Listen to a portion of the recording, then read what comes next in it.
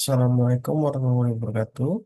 Perkenalkan nama saya Dodi Setianto dari kelas IF 405 untuk mata kuliah analisa berorientasi objek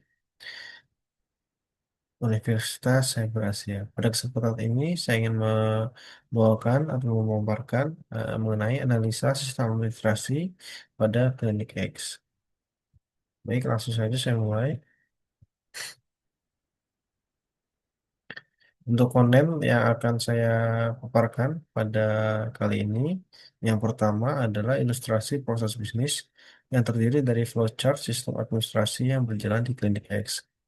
Lalu yang kedua adalah user requirement dan user requirement gathering yang terdiri dari digitalisasi dan pengumpulan data. Lalu yang ketiga adalah use case yang terdiri dari diagram use case dan tabelnya. Lalu yang keempat adalah activity diagram yaitu activity diagram sistem administrasi Klinik X.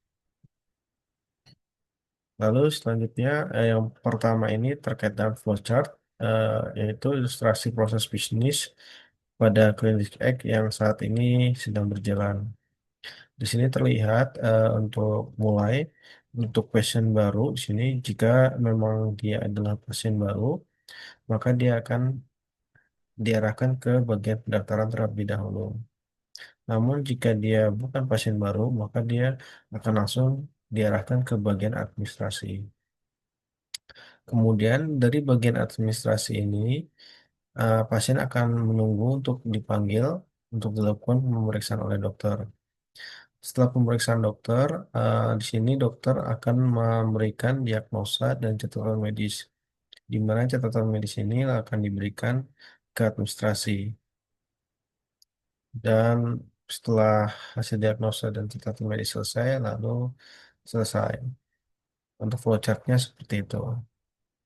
Kemudian untuk yang kedua, terkait dengan user requirement dan requirement gathering.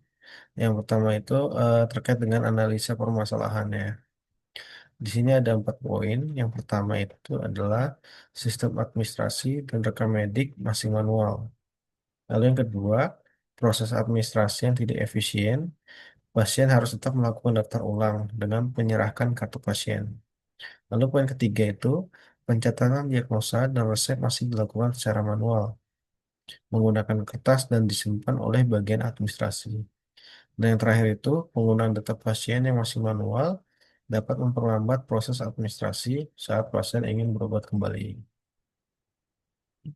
Lalu terkait dengan kebutuhan pengguna dalam sistem administrasi Klinik X, di sini ada 6 poin. Yang pertama itu sistem pendaftaran pasien atau pasien baru atau lama itu harus dilakukan secara digital. Lalu yang kedua, data data rekam medis juga harus terpusat dan aman. Lalu poin ketiga, dokter dapat mencatat diagnosa dan resep langsung terhubung ke sistem. Yang keempat, administrasi dapat mengakses dan mengelola data pasien dengan mudah.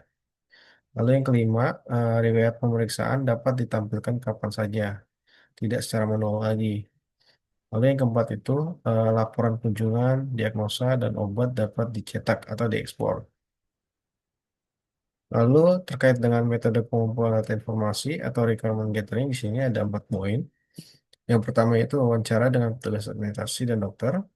Lalu yang kedua observasi langsung, lalu kerja di klinik. Contohnya seperti di flowchart yang sebelumnya saya sampaikan. Lalu yang ketiga itu kuesioner kepada pasien terkait kepuasan layanan. Dan yang terakhir adalah studi dokumen rekam medis yang ada saat ini. Lalu selanjutnya terkait dengan use case di sini ada diagram use case dan tabelnya. Berikut penjelasannya. Untuk poin satu, untuk use case pasien daftar sebagai pasien baru, di mana aktornya adalah pasien.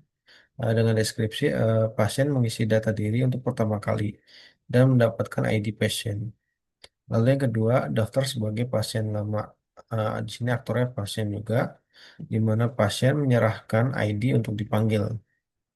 Lalu yang ketiga, kelola data pasien. Aktornya di sini adalah petugas administrasi. Dengan pekerjaan itu mengedit, menambah, dan menghapus data pasien. Lalu yang keempat, kelola data rekam medis. Dengan aktornya juga petugas administrasi di sini. dengan pekerjaan menyimpan diagnosa dan resep dari dokter berdasarkan ID pasien. Lalu yang keempat, input diagnosa dan resep obat. Di sini aktornya adalah dokter, di mana dokter memasukkan hasil pemeriksaan dan resep obat ke sistem. Lalu yang keenam itu simpan data pasien dan laporan. Di sini dengan aktornya itu petugas administrasi dengan menyimpan rekam medis, laporan kunjungan, dan data lainnya sesuai kebutuhan ke sistem. Lalu berikutnya terkait dengan data diagram activity. Di sini saya membuat diagram activity terbagi dengan tiga dari use case tadi, ada pasien, lalu bagian administrasi, dan dokter. Jadi pada bagian pasien, di sini mulai dengan pasien baru. Jika ya, dia akan ke administrasi, lalu jika tidak, dia juga akan tetap ke bagian administrasi. Jadi baik dia pasien baru ataupun pasien lama, dia akan diarahkan ke bagian administrasi. Lalu setelah dari bagian administrasi, pasien akan menunggu untuk dipanggil untuk dilakukan pemeriksaan ke dokter di sini. Lalu setelah pemeriksaan dokter, dokter akan membuat diagnosa dan resep yang diinput ke dalam sistem dan diverifikasi oleh bagian administrasi. Lalu diagnosa itu akan masuk ke dalam arsip data pasien di sini. Dari dokter juga terkait dengan diagnosa dan resep akan diserahkan oleh pasien di sini untuk dilakukan penembusan obat dari resep yang sudah diberikan oleh dokter. Kemudian selesai. Demikian mungkin itu saja analisa saya yang bisa saya berikan terkait sistem administrasi pada Klinik X.